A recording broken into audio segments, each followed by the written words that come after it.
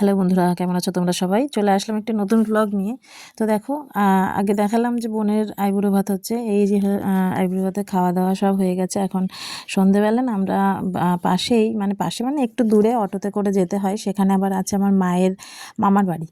তো আমার মায়ের মামাতো ভাই, মানে আমাদের যেহেতু আমাদের মামা হয়, সেই মামা বললো কি যে চল তাহলে একটু আমাদের বাড়ি থেকে ঘুরে আসবি।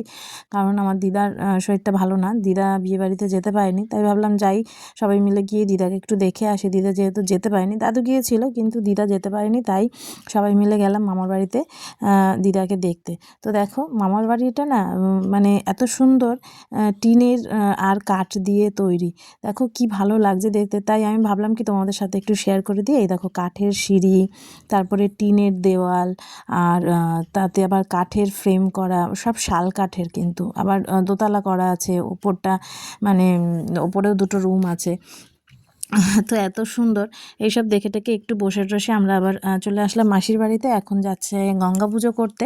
তো এই দেখো মাসি, মা সবাই মিলে আমরা যাচ্ছি গঙ্গা পুজো করতে। একটু দূরে, মাসিদের এখানে কাছাকাছি কোনো পুকুর নেই। তো আর ওদের এখানে তেমন রাস্তাঘাটও তো খুব একটা না। তো যাই হোক, একটু সন্ধেই হয়ে গেছে। আমরা যেহেতু ওই বাড়িতে ছিলাম, ওই বাড়ি থেকে আসলাম একটু রাতি হয়ে গেছে।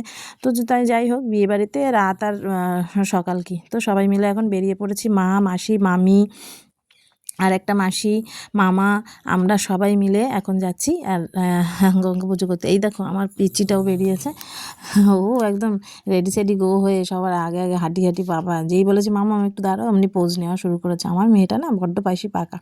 তো এই দেখো আমরা চলে এসেছি গঙ্গায়। ওই যে মা, মাসি সবাই মিলে গঙ্গা পুজো করছে। গঙ্গা পুজো টুজো হয়ে গেলে তারপরে আবার আমরা চলে যাব বাড়ি। তো তারপরে আরও নানান রকমের অনেক রকমের রিচুয়ালস থাকে, সেইগুলো করতে হয়, সেইগুলো তৈরি করতে হয়।